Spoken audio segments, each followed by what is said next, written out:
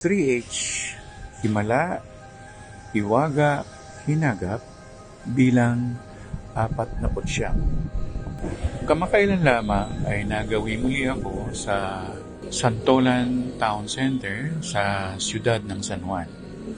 Naghihintay ako ng kausap ko doon at sa aking konjurasyon o conjuration, dumating ang maraming dragon.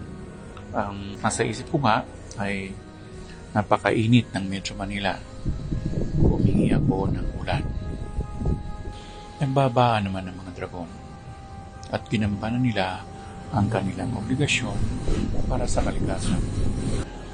Ako nga ay konektado sa mga dragon. Ako ay isang dragon o dragon whisperer. Natatawag ko ang dragon at any point of time, anywhere. Nagbibigay ng masaganang buhay ang mga dragon. At ang mga dragon nga ay naapektuhan kapag walang puno. Related din sila sa mga puno. Kaya kung mayroong virgin forest, maraming dragon doon. Kaya hinihimo ko ang mga tao na huwag nang masyadong magpuputol ng mga puno. May isang subdivision sa Muntinlupa, ang tawag ay Hillsboro. Bago ka magputol ng puno, magpapaalam ka muna sa administrasyon nila. Pero yung puputulin mong puno ay papalitan mo rin ng puno.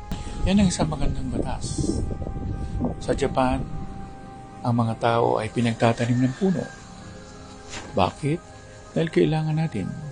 Malaki ang papel ng mga puno kung i-connect natin sa mga hindi nakikitang dragon. Yung foliage o yung mga dahon yan ay kailangan nila for their existence.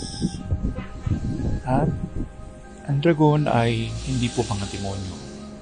Ang mga dragon ay pangalawang leverage sa mga anghel. So mga tapos ng anghel, sumusunod ang dragon.